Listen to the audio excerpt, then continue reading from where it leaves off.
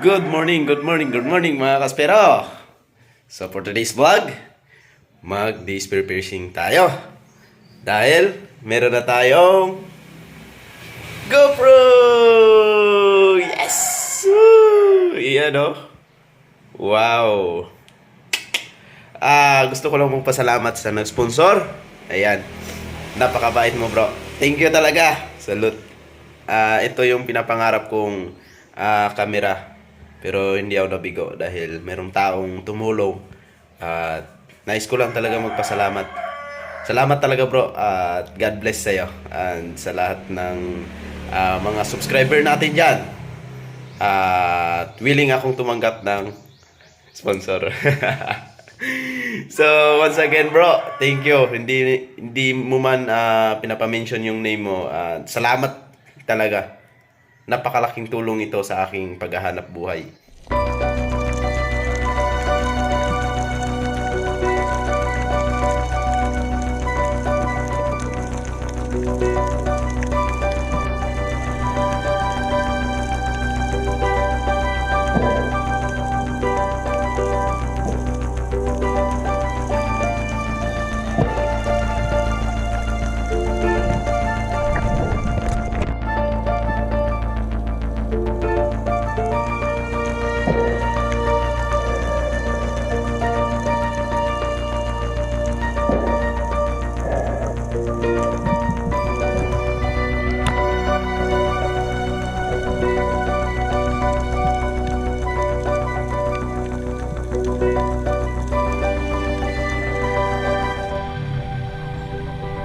Alright mga kaspero, papunta na tayo sa bye-bye doon sa bangka. Si Master Kai yung driver natin. Si Master Jobart nakisakay lang. Hindi siya magdadive eh.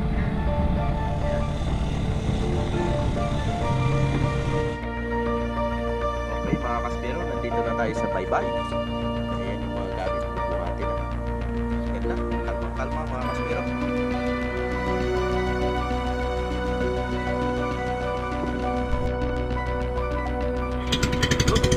Larga na tayo mga kaspero.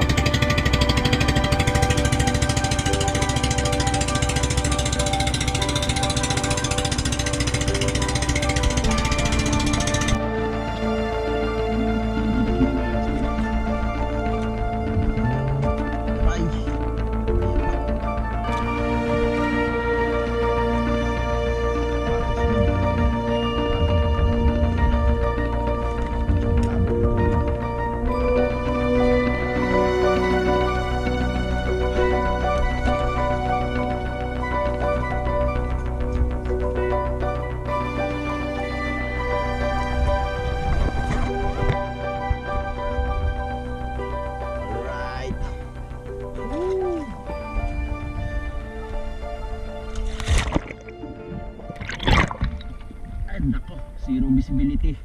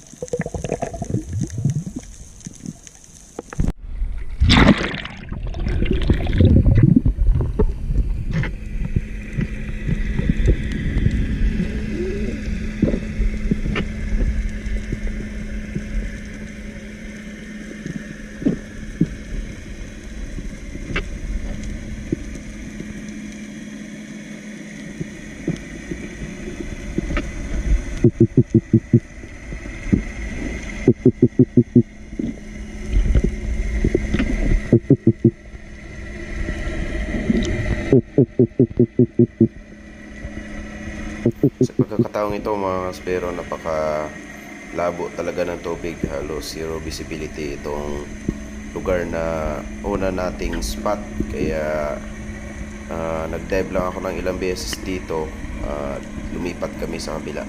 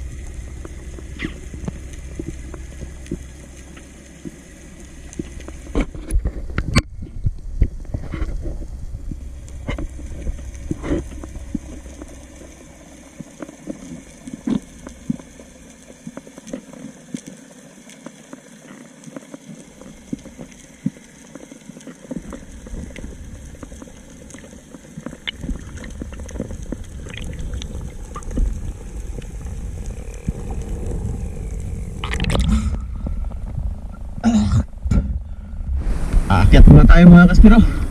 Baka wala isda dito sa unang spot na to. So lilipat tayo doon sa may pangpang dulo. Malay mo baka huli tayo doon. Doon na tayo sa may mababaw na part. Baka nandun sila. Dito na rin si Master RJ at si Master Kai.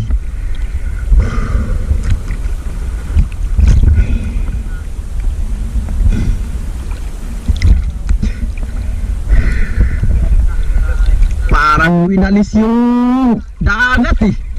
Walang isda. Lipat tayo sa pangpang. Baka mayroon. Parang danagan mo. Okay, nandito na tayo mag-uumpisa mga kasbero. Dito sa pangpang. Papunta doon. Malakas kasi yung agos. Baka dito tayo makadali ng GT. O kaya green jobfish. Try lang natin. Meron daw silang nakita dito eh. Babaw lang to, mga 10 meters lang to mga kaspero. Wala pang 10 meters.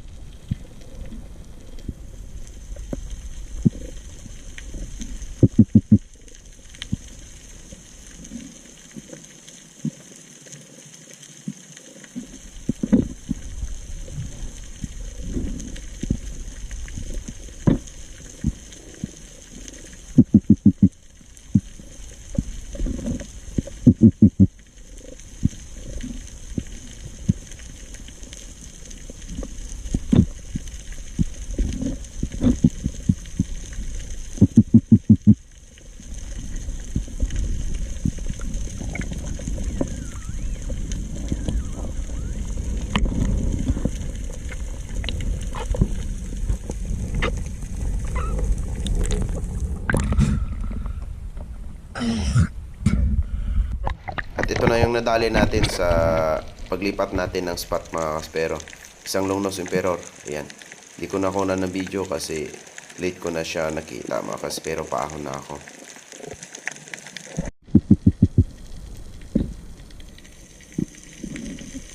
At itong next nating papanain mga kaspero, isang unicorn fish. Ayan, medyo malayo lang siya. Tsaka medyo malabo rin yung tubig dito kahit dito banda sa tabi. Kaya hinintay ko siya mga kaspero. Kung palapit na siya at paubos na rin yung hangin ko kasi kakahintay sa kanya. Kaya nadali rin natin ito mga kaspero.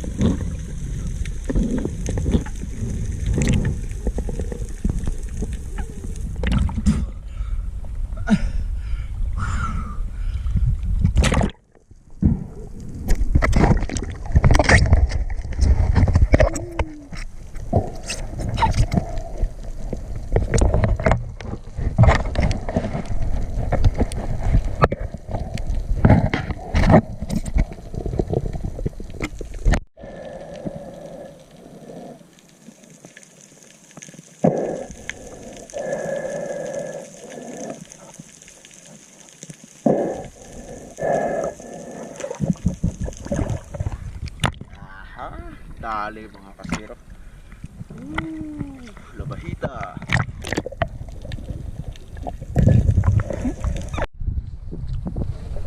Ayan mga kaspero, update sa ating mga nadali. Wow, ayun. Tayo mga unicorn. Ayan. Pero nakadali si Master RG ng Giant Trevally, no? Laki. Sa 10 or 11 kilos siguro yan mga kaspero.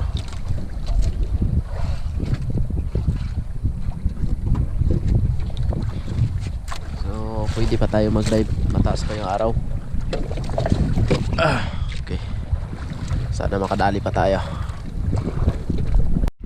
Sa pagkakataong ito mga kaspero, ahon na sana ako, lilipat ako doon ulit sa Pangpang, ngunit nakita ko si Master Ajay na tumatawag, papa second shot. Ayan, so hila-hila na pala siya ng GT mga kaspero. Ayan, no. Kaya dali-dali akong pumunta sa kanya para i-second shot yung GT. Ito, pababa ako. Ayan, medyo malabo pa rin yung tubig, kaya binanatan ko na agad kasi yung pasima o flapper niya ay hindi masyadong tumagos mga kaspero. Pumunta ako sa kanya para i-rescue. Dali namin mga kaspero. Sabi, ang laki. Pangalawang GT na niya yan mga kaspero.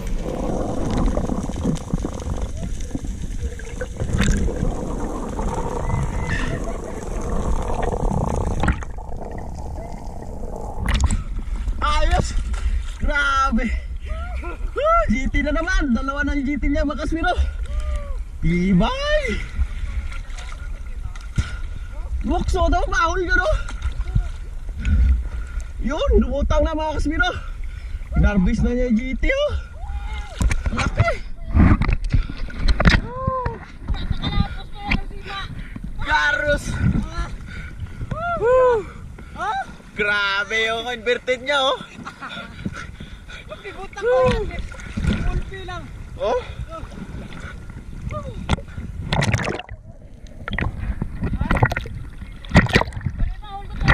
Bahol?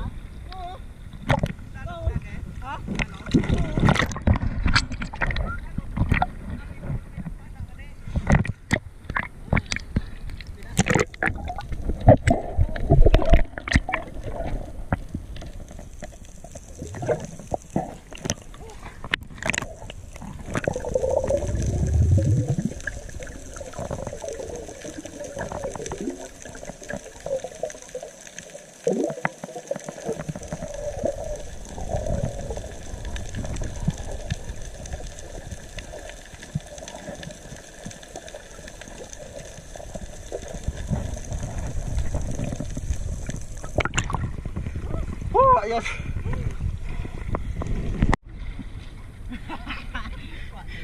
Mga kaspero, nagaya na si Master Raji kanina eh. Uuwi na daw eh. Ayaw pa uwiin eh. Kaya ayan, nakadali siya ng dalawang GT. Grabe.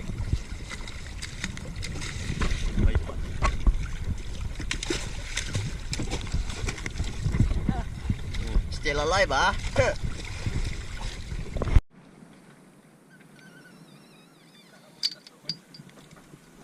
Okay. Uwi na. Ito na yung huli namin. Ayan o. GT.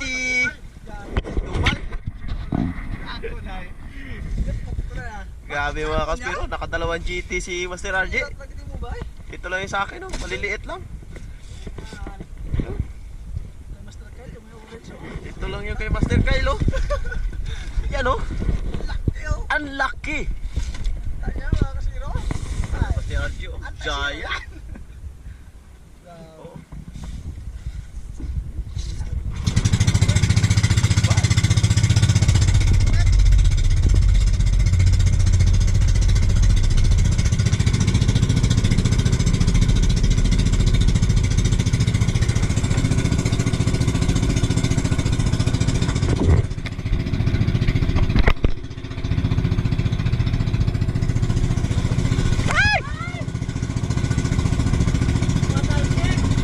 MVP ngayon.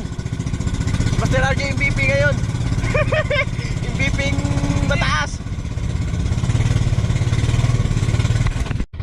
Low tide mga kaspero. Paktay tayo nito. May hirap-hirapan tayong iakyat yung bangka natin. My God. Ayan, low tide. Pero malapit na rin tayo sa tabi.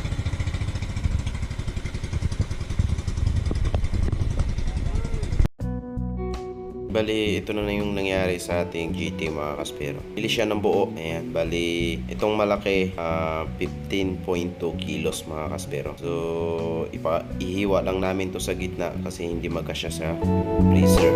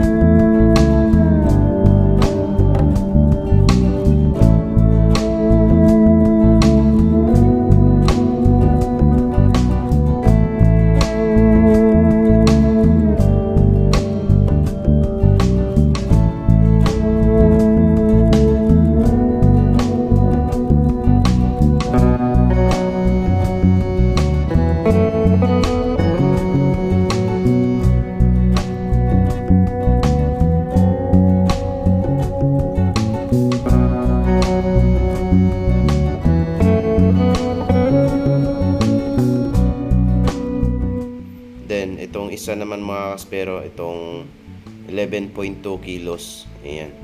Binili rin ito ng buo. Bali, isang tao lang yung bumili nito. Kaya, hindi na kami nahirapan sa pagtinda kasi buo na itong binili mga kaspero.